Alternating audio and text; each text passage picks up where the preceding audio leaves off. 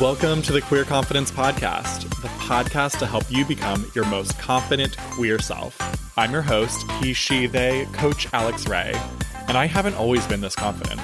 In fact, I used to be super insecure. And through this show, I want to share with you what's worked for me, my clients, and my guests so that you can become more confident. Hello, my unicorns. Welcome back. In today's episode, we're going to talk about dropping the armor and embracing your authentic self. And we're going to start right off by giving you a real world example. This is my fifth time hitting record for this podcast episode. I've tried to record it a few times. Each time that I do it, it's just messy and sloppy, and I keep stumbling. Oh, and now I get a phone call. Okay, I'm back. Look, I could edit that part out, but honestly, I think that the realness of it, the humanness of it, the unfilteredness of it really aligns with today's episode. And of course, today's episode is, again, about dropping armor and embracing our authentic selves. It's permission to be imperfect. It's really, truly, this episode is the opposite of perfectionism. And I don't know about you, but I struggle with perfectionism. I have very high standards for myself that I would never impose on anyone else. And honestly, if I were to impose my standards on someone else, I'd probably be thinking that I was being an asshole to them. I don't actually want to give other people the requirements that I give to myself. I feel like they're kind of mean often. And so if you can relate to that at all, then you, my friend, you're in the right place for this episode. I've noticed this coming up a lot for my clients recently. I've noticed it coming up for myself as well. And though it is going to be uncomfortable what we're talking about today, it's going to be uncomfortable to let go of that armor. Stripping away the layers of protection actually allows us to not only reveal the beautiful, authentic humans that we are, it also allows us to love and be loved deeper, to connect with others on a more fulfilling, authentic, life-giving level. The first thing I want you to keep in mind as we're talking about this is that you can't selectively armor up. Meaning when you armor up and you protect yourself from being vulnerable, you also protect yourself from feeling things like joy or happiness or excitement. How many times have you been afraid of succeeding? Because if you succeed, then, oh my God, there's going to be this huge pressure that you have on yourself to keep it up or to keep going with it. At least that's what I do to myself. I know that for sure. Whatever your reason is that you're afraid of succeeding, think about you're trying to protect from the negative sides of success, or what you imagine to be the negative sides of success. And you're also protecting yourself then unintentionally from getting to experience all the joy from succeeding. We stunt our own growth when we armor up, and we hinder connection with others. One of the biggest signs that you are armoring up is not following the advice that you give to other people. I do it too. I know it well. There's no shame here. We're in this together, my friend. But when we have standards that we won't hold other people to, but we require ourselves to uphold, it's time to ask yourself, why? Are you avoiding canceling a commitment because you don't want to be judged? Are you not asking for help or actively turning away help because you can't show that you're human, or you think that people might think you're weak? Are you putting on a show for people online when things aren't okay? It doesn't mean that you do have to share what's really going on in your life. strangers on the internet don't deserve to be part of the deepest parts, most intimate parts of your life. But when things aren't going well, do you really need to be putting on a show? Are you just exhausting yourself to try to put on a display for other people? And then think back to all of these things. Like, are these things that you would actually expect anyone else to do? I know I wouldn't. Someone else, if I saw anyone else doing these things, I'd be like, girl, relax. What the hell are you doing? Take a freaking break. Stop avoiding canceling the commitment. Just cancel it. Ask for help or allow help. And definitely fuck the internet. Stop trying to uphold yourself to expectations of people that you don't even know. We even are trained by society to have this kind of armor on us. Like, think about what happens when someone asks, how are you doing? Our first go-to response is typically good. Why? Most of the time, we're not just good. We're either doing wonderful, or sometimes we're just kind of meh, or often shitty. So why is the response just good? Perhaps it's an opportunity to avoid being vulnerable. Perhaps good, I'm good, is a casual, nonchalant version of armoring up. So these things, again, are very easy to see in other people. You probably have a lot higher standards for yourself. And why do you do that? Why do any of us do it? Protection.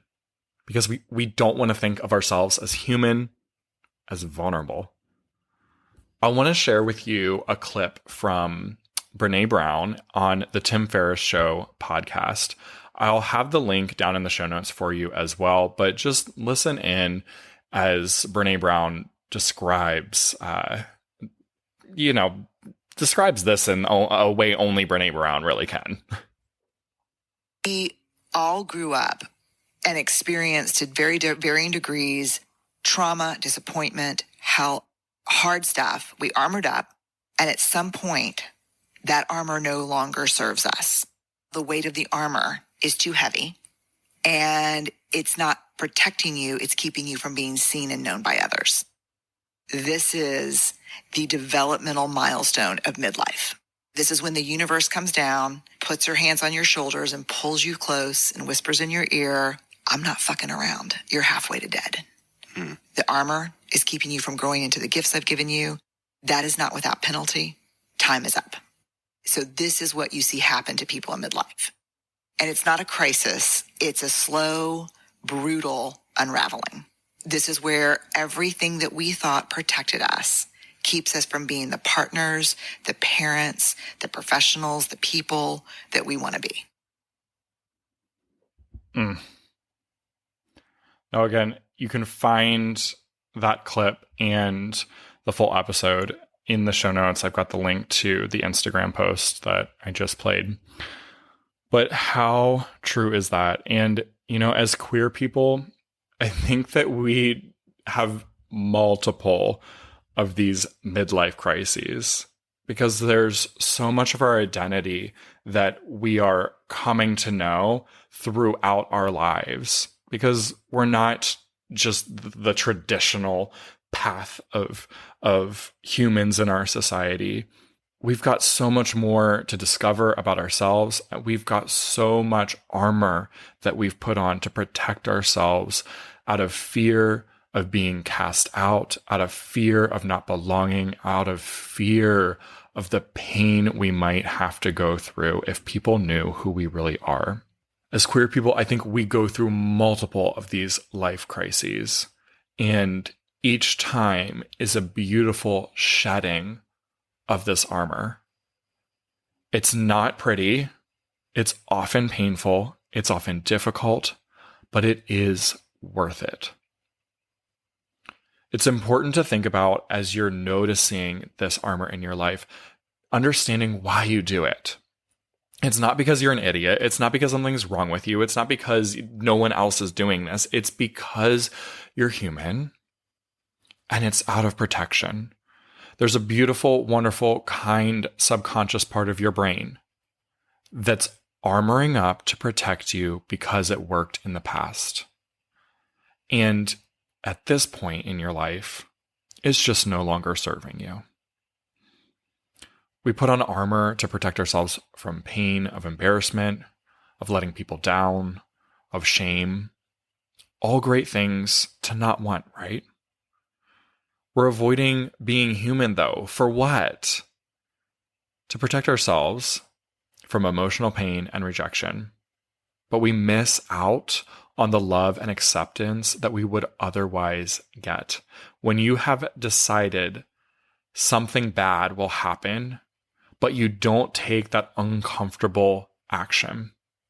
Step 2 of the confident queer process, right? Take action towards that uncomfortable step.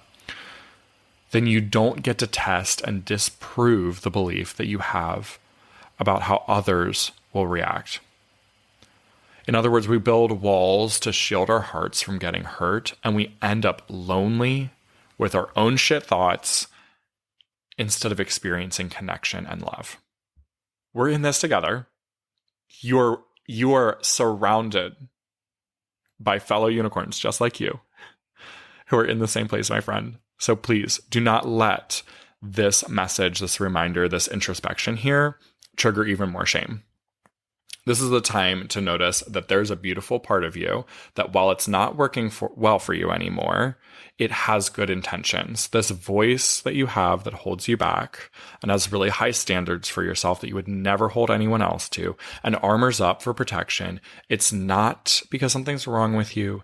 It's just because you're human and you're protecting yourself from pain. And I don't think we would tell anyone who was trying to protect themselves from experiencing pain that they were an awful being and something was wrong with them, right? So, what do we do? Where do we go from here?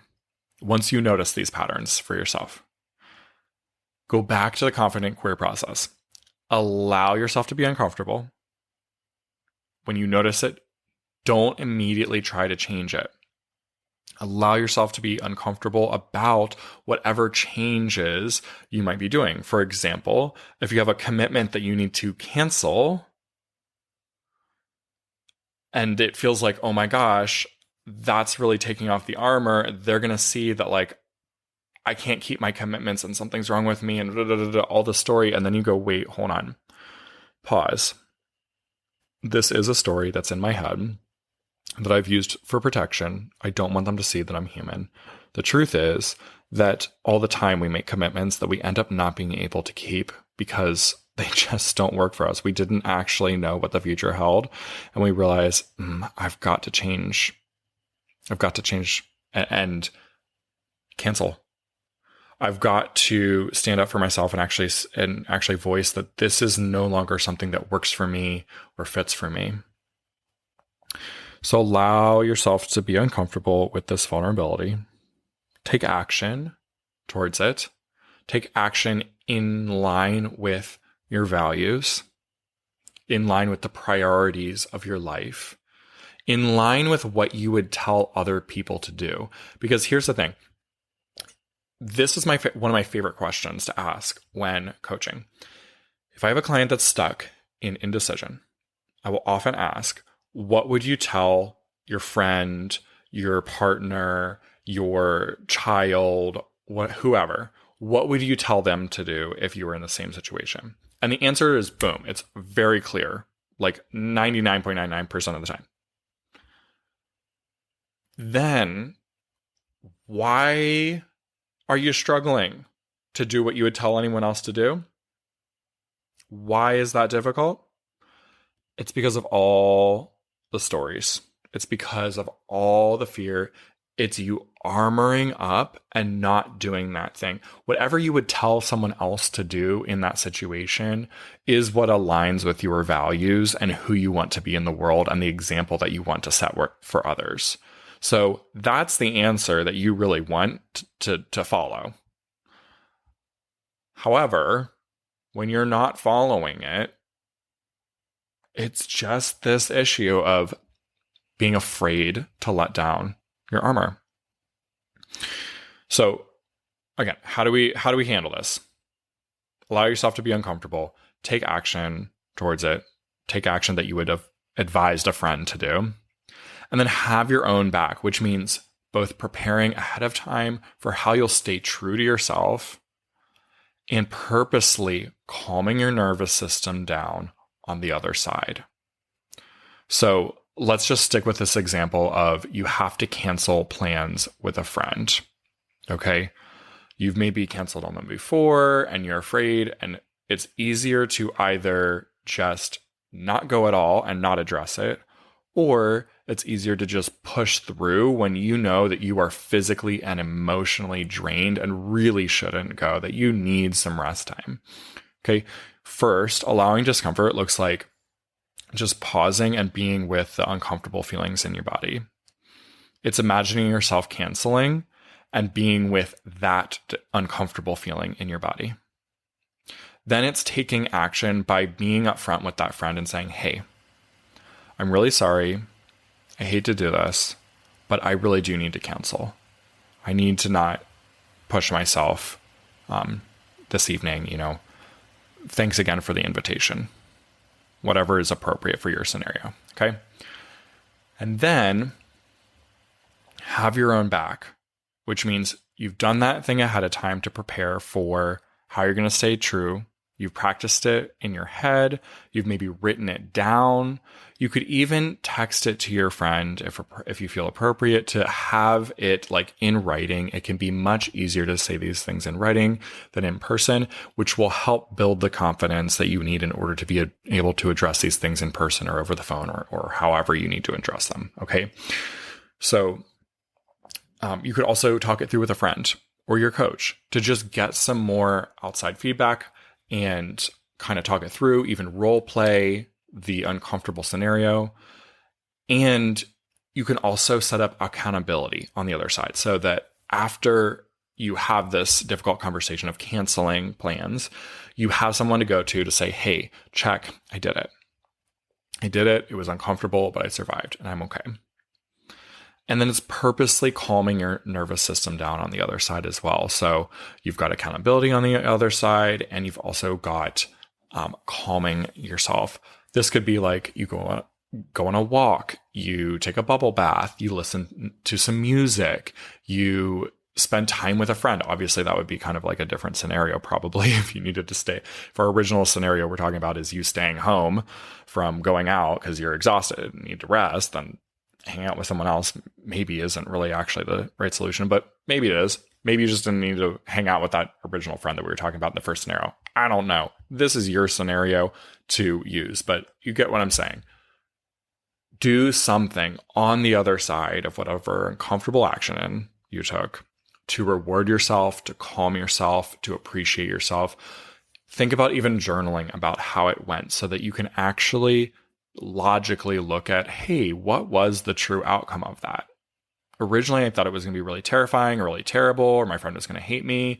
How did it actually go? Oh, the friend just said, hey, no problem. I appreciate that, or I respect that. Thanks for taking care of yourself. Wow, I can't believe that this whole time I've been going and upholding plans that I never wanted to do just out of fear that my friends would hate me. Turns out my friends don't mind at all, and it's totally okay. I should cancel plans more often. All right. Let me share with you some real world things that have happened in my clients' lives when they dropped the armor. I had one client who finally dropped the armor and broke up with a toxic ex. And though it was really uncomfortable and scary to do it, they felt so much relief on the other side and so much more appreciation for themselves. Another finally got help from their team at work so that they weren't drowning in stressful tasks. Another took time off of work, even though they were afraid of what others would think about them if they took time off during this busy season. They took the sick leave or the vacation time, and they were able to have the recovery day that they needed so that they could come back to work well rested. And guess what? No one was mad at them. It was totally fine. Another dressed authentically according to their gender identity at work and found that their coworkers didn't even bat an eye. Another found a new hobby that excites them and where they've been welcomed with open arms to explore their gender expression. When they finally were willing to, be their authentic self and to be in spaces that they didn't think that they originally were going to belong. And lo and behold, they did. And I, in my own life, found that a love unlike anything I've ever experienced before, more safe and calm and stable and deep than I ever knew was possible with my partner. And it's because I let go of the walls that I was holding up, the armor that I was holding on to. And I'll be honest, I haven't let go of all the armor. I find new ways on a regular basis where, I'm armoring up. I'm not actually telling the truth about how I feel right now. I'm trying to protect myself. I'm afraid of what he might think of me if I say this or do this. Speak up. Speak up. So, my friend, the question for you today is, what armor do you need to drop? And what support will you allow yourself, or empower yourself rather, to have along the way? Until next Tuesday, bye. If you enjoyed this episode, don't keep it to yourself. Share it with a friend so they too can become more confident. You can also help more people find the show by leaving a 5-star review wherever you listen. And if you want to become a more confident queer with support from yours truly, head to coachalexray.com or use the link down in the show notes. I'm looking forward to working with you.